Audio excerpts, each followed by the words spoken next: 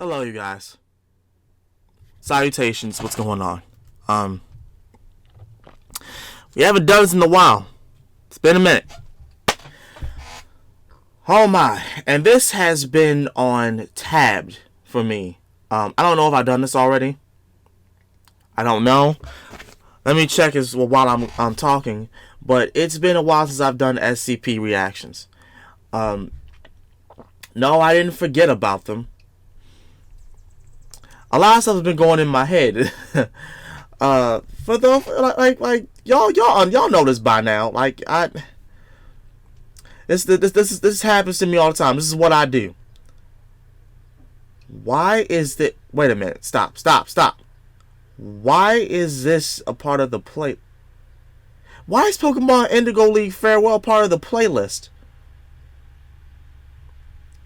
What?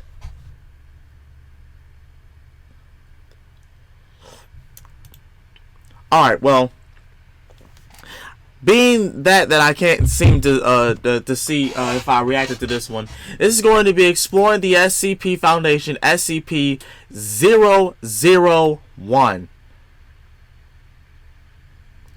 Okay? Let's see if we can, let's go big this time. SCP-001. The SCP Foundation contains thousands of anomalous creatures, objects, and phenomena, and this list of SCPs of course starts with number 1. Newcomers to the site will be perhaps surprised to find that there is no single SCP-001, but instead there are currently over 24 proposals outlined for the slot. The reason for this structure within the universe is so that no one outside of the O5 Council know which of the proposals is the true SCP-001 for the sake of security. The reason for this out of the universe is because having the 001 slot was considered special, and it was reserved for something worthy of the slot. The proposals were then first submitted hoping to earn the spot, but at this point it's likely that no single proposal will ever be chosen. While a number of the 001 proposals are related to the concept of the fictional starting of the Foundation, just as many of them have nothing to do with the early Foundation. There are far more proposals than I'd like to fit in one video, and likely many more to come, so this video will go over a number of the most popular proposals. The highest rated proposal was submitted by Dr. Clef, titled The Gate Guardian. This proposal describes a massive humanoid entity, over 1,000 feet in height, that stands motionless at a location near the intersection of the Tigris and Euphrates rivers. This entity is standing in front of a tremendous gate, through which a pastoral grove can be seen, which include 2 immense fruit trees. The entity is seen with its head bowed, holding a large sword or knife, and with a number of bright wings emerging from its back. Any entity, living or otherwise, that comes within 1 kilometer of SCP-001 is attacked and obliterated instantly. Additionally, any hostile action taken against SCP-001 from any distance results in the destruction of the attacker. So he is a giant angel-like entity. Okay. With a sword. Well, it looks like it's a sword. However, those that directly observe the entity from a safe distance are given a telepathic order that they are compelled to obey. The most common of these is forget, causing the observer to walk away and forget their experience. Notably, the founder of the Foundation was given the directive, prepare, leading him to start the SCP Foundation. The Foundation has done some minor testing with the entity, but nothing so far has passed the 1 kilometer barrier. SCP-073 and 076, known as Cain and Abel, both refused to go near the entity, although Cain was ordered to approach, causing some expunged effect and the termination of any further experimentation. Oh, wow. Finally, the proposal ends with a transmission that the Foundation received, time-stamped a number of years in the future, discussing SCP-001 leaving its location and an imminent apocalyptic scenario. Oh. The entity currently has no containment procedures, although it is constantly monitored. S. Andrew Swan's proposal, titled The Database, showcases a simple and yet meta answer for the existence of the Foundation and all of the SCPs. In a nutshell, this proposal outlines the concept that the SCP Foundation attempted to look into a grand unifying theory that connects all of the SCPs in their universe to a single origin. In the process, they discovered that their records would often change on a whim, but also that their reality was changing along with it. The reason for this, and the reason why they halted all investigation into the origin theory and expunged practically all of the data, is that they discovered their universe is subject to the omnipotent wills of a group of horror writers. To put it plainly, this proposal says that the Foundation discovered that their reality is constantly subject to change based on what the authors of the SCP website decide to write.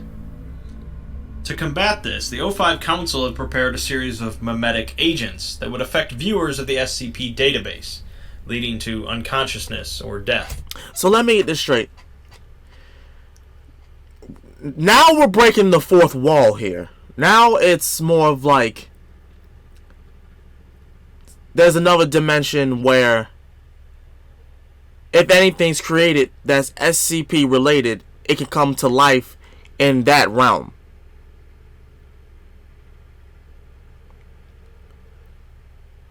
Wow. You know, it's just amazing to me how far we can take this and how many plot twists that we can make with this, like, with this SCP community. Like, we can literally think about anything and just have it come to life. Like, anything. And then have it, you know, just be put it into there. It don't even have to make sense for real. It can just be horrific and dangerous, and bam, there you go. Wow. This proposal is one of the more controversial ones due to the extreme meta nature, but it does neatly answer the question of where all the anomalous objects come from. SD Locke's proposal takes on a unique format, titled When Day Breaks, alternating between the standard technical writing typical of an SCP entry and a somewhat more traditional storytelling format. The writing is in the second person, starting with detailing how you followed a distress signal into an abandoned Foundation facility while being hunted by some sort of monster. You barricade yourself in a room with a computer terminal and turn it on. Here we are presented with a proper description of SCP-001, which is now the designation that the Foundation assigned to the Sun after an inexplicable event. This event caused light rays from the Sun to melt any living organism, including plants, animals, and humans, into a still living congealed mass of flesh. Plants can still photosynthesize, animals remain sentient, and humans retain some sapience and memory. But when touching, these masses can combine and blend together into large bulk organisms that drag themselves around. Additionally, any anomalous organism loses their anomalous properties when affected by the Sun. An estimated 6.8 billion casualties occurred within 24 hours of this event, leaving the Earth an apocalyptic wasteland. It's implied that eventually all life on Earth will be a part of a single mass of gelatinous flesh, as those affected seem to desire to bring everything else into the Sun's light. The rest of the proposal goes over some earlier logs of some Foundation personnel attempting to survive the apocalypse, and eventually the reader, you, are dragged out of the facility by the mass and taken into the light. Wow.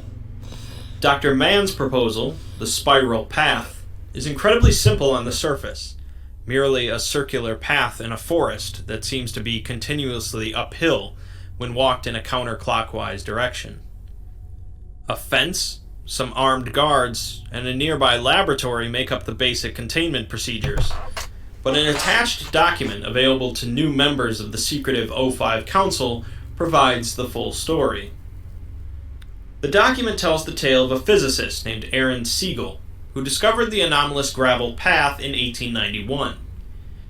Rather than ignoring it and moving on, Aaron decided to study it, finding it to be basically a glitch in our world.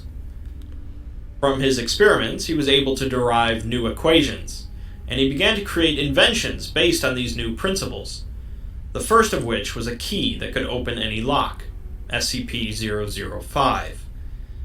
He brought in other bright minds to study the path with him, creating the basis for the Foundation, but rather than containing the anomalies, they hoped to use them to better the world. Oh, wow.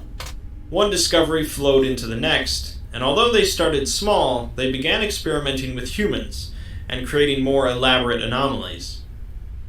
Mistakes were also made, with inadvertent creations also coming out of this period, but they kept moving forward, gaining funding from governments and militaries around the world. As the Foundation grew, the original group of researchers continued to create new anomalies, but created the masquerade of having other people find their creations. That is crazy. Certain individuals from the group split off, forming groups such as the Church of the Broken God, but the O5s continue to create new anomalies to better understand what they've done. I knew it, and the researchers, well, the people who were doing this were the O5s. So y'all created these SCPs,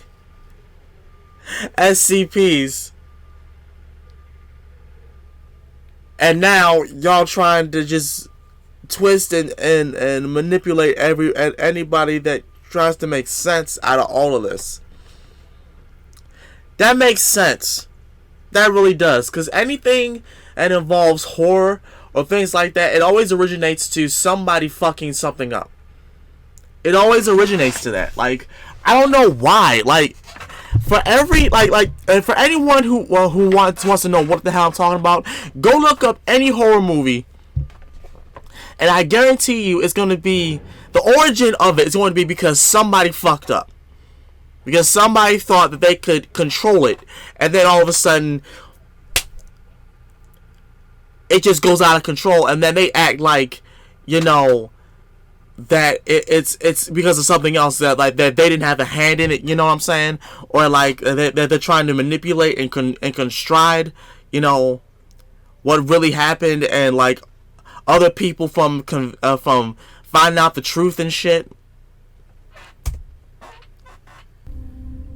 The document leaves off by stating that they didn't create every SCP held by the Foundation. Some just appeared in containment, and were always in containment. Bullshit. Like many 001 proposals, this one either fits with your headcanon of the Foundation, No, it fits. It doesn't. It fits. Jonathan Ball's proposal, Sheaf of Papers, is another simple one that attempts to explain where all of the SCPs come from. The Sheaf of Papers is literally that, a small stack of papers with confidential report on special items, classified, written on the cover page. When the cover page is turned over, a new SCP is described, and sometime after reading the report, the SCP described will be discovered somewhere. The first SCP described was SCP-002, followed by 003, and so on. It's unclear whether or not the Sheaf of Papers is responsible for creating the SCPs in question, or merely notifying the reader and the discoverer of their existence. Rather than concerning itself with the start of the Foundation, Jorik and Dematic's proposal, 36, more relates to the end of the Foundation. 36 describes 36 individuals of varying ages, genders, and ethnicities. When any anomalous item or phenomena is brought within close proximity of one of these individuals, the anomalous quality is nullified. When multiple members of the 36 are brought together, The range and intensity of this nullifying field is increased. Additionally, when any of the 36 die, multiple anomalous events will occur, along with the sudden appearance of varying dangerous entities. Examples include sudden rainfall containing numerous fatal pathogens, massive walking creatures, and spontaneous ritualistic cannibalism in a widespread area. So those 35 people, whether like he was just saying, gender, race, nationality, whatever, they are the barrier that keeps other anomalies in check. And if those anomalies come to them, they can't do anything. Like he was saying, they're nullified. For those of you that actually, you know what? Let's do this right now. We haven't done this in a minute, y'all. What does nullify mean?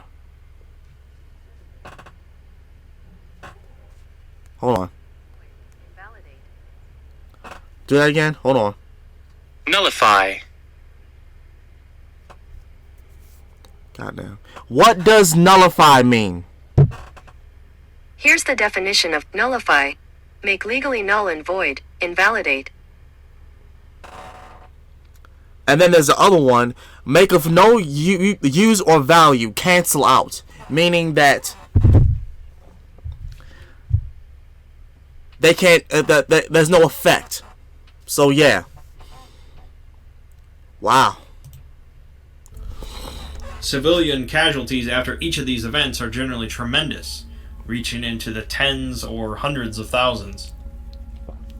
After the death of one of the 36, they are supposedly reincarnated as newborn babies, although the Foundation has yet to prove this. It's believed that once all 36 individuals are brought together, their nullifying field will reach across the cosmos, removing all anomalous properties from existence and making the world young again. Wow. There are, of course, many other proposals for the SCP-001 slot. Dr. Gear's prototype proposal is simply a dangerous, anomalous humanoid, and is presented as the very first SCP that the Foundation decided to report on. Kate McTirris's proposal, a record, relates a researcher's discovery that anything written in the SCP-001 slot becomes true, and she apparently uses this ability to become God. What? The Broken God proposal from Twisted Gears and Cactus goes over an incident in Mexico in 1942, when members of the Church of the Broken God attempted to rebuild their god with a false heart, leading to disastrous results. Oh, Jesus. Bright's Factory proposal is a story of a grim and deeply mysterious factory that continually creates new SCPs for unknown reasons. As mentioned, some of these certainly deal with explaining the origins of the Foundation, or of SCPs in general, and many others are just immensely powerful or notable SCPs. There's no real guidelines for what constitutes a 001 proposal, and sometimes certain SCPs end up as 001 proposals even though the author originally wrote it for some other purpose. Right. The actual first SCP written was 173, posted on the Paranormal board of 4chan, and is currently the highest rated article on the SCP Wiki. Special SCP-173 Special Containment Procedures Item SCP-173 is to be kept in locked and container at all times when personnel must enter 173's container. No fewer than 3 may enter at any time, and the door is to be relocked behind them at all times. 2 persons must be looking at SCP-173 until all personnel have vacated and relocked the container. Moved to Site 1993. Little is known about Item 173's origin. It's constructed from concrete and rebar and was once painted with Cylon brand spray paint.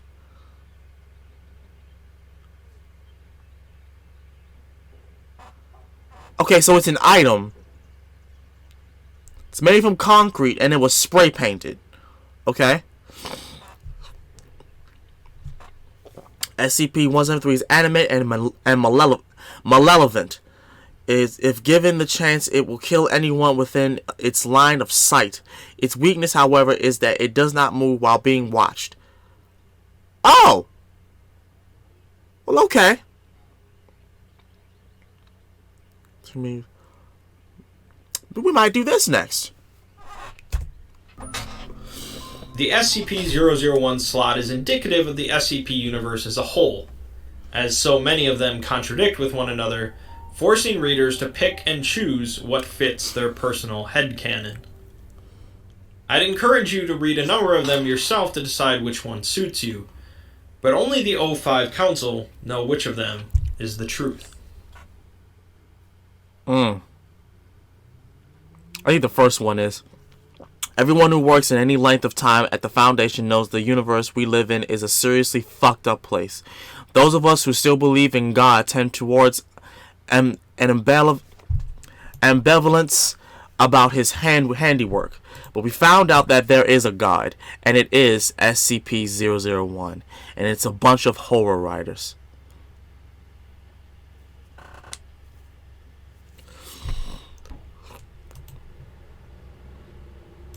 Well, that was interesting. I definitely was. It really is, it makes it interesting to speculate which one is real and which one is just a bunch of rumors and whatnot. I think the one that's real is, the two ones that are real is that angel and that other story about the O5s just creating them out of a glitch in somewhere. I believe that. I strongly believe that, because they act like, whenever an SCP comes, I swear they act like they act like killing these things. Well, dealing with these things is wrong, and all they ever do is make the shit worse. That's all they ever do is make it worse.